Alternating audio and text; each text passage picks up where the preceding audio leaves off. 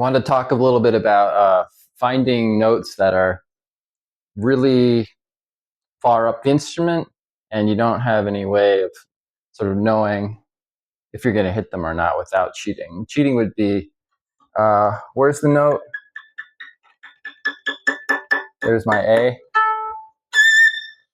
So that doesn't come off very well when you are in a performance setting. Say your first note is A after a passage and you have to find it, right?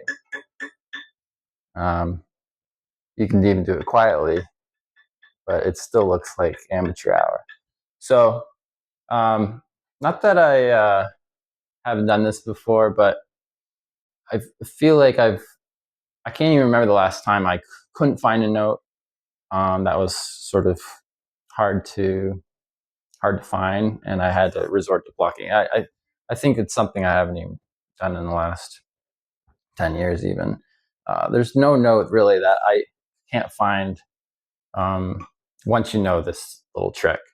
And the trick is that there's all these home bases all over the instrument that after you spend several years with the instrument, you just know where they are. So for me, I always know, watch me not hit it. I always know that this is in third position. This is a harmonic E. There's no way I can't find it. Harmonics are also very forgiving. What if I was to play it, not as a harmonic, but as a stop note, it's it'll be maybe a quarter of a quarter tone off, like an eighth of a tone off or something like that. So that's just an example of one benchmark note where you can always find it. It's always going to be there. It's first position. I don't even need to go into it, I guess, because you just, after a while, you just know where notes are. C sharp. I mean, it's pretty basic. It's just the notes that are really far up the instrument.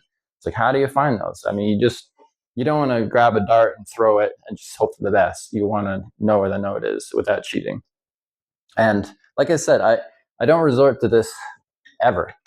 So how do I find notes that are all over the instruments? So here's a passage from the Bartók Solo Sonata it's sort of a Stravinsky moment where it's very 12 tone and it's just got notes that are like all over the place. So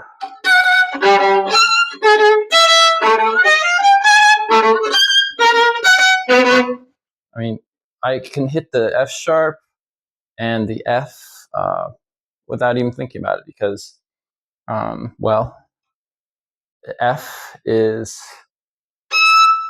one note higher than this E. So I just need to, my muscles know exactly what a half step is from that. So there's that F. And then there's I think an F sharp, no, G sharp.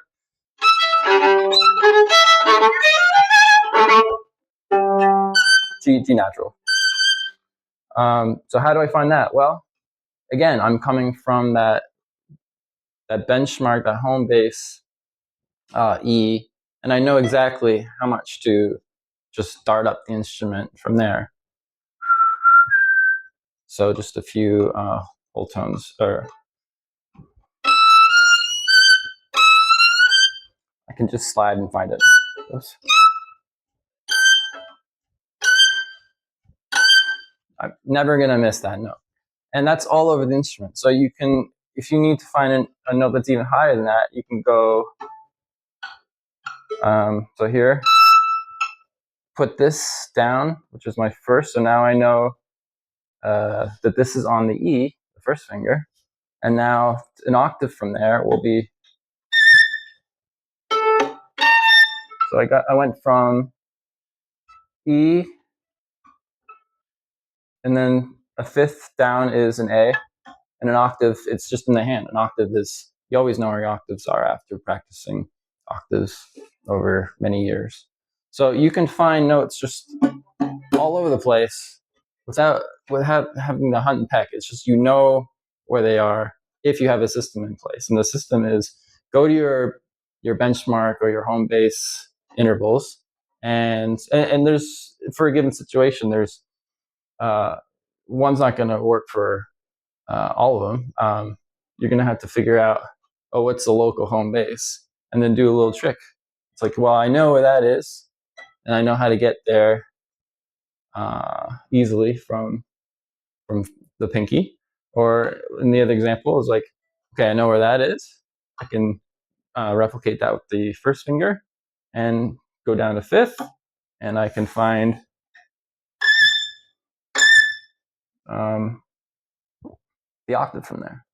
So just a little tip on how to go about that, because it does look bad and doesn't look very performative when you're sort of finding notes just to get them right.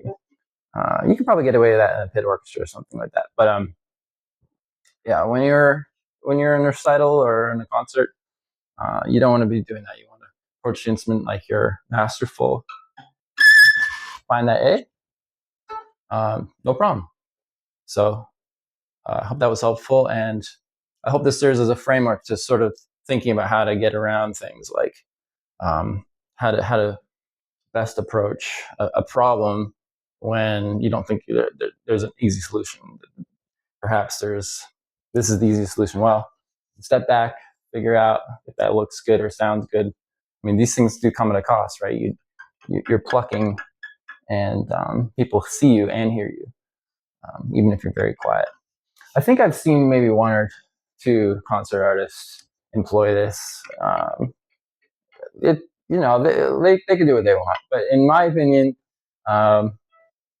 try to figure out where the home bases are. Really, just set that as part of the piece. Like if you had to mark a fingering or a bowing, this would just be yet another marking in your music.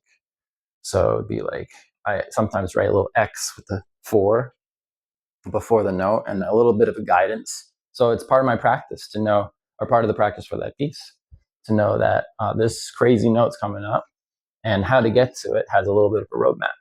So there's no shame in doing that. And then you come, and my last note didn't sound very good, but you get the idea. All right, thanks.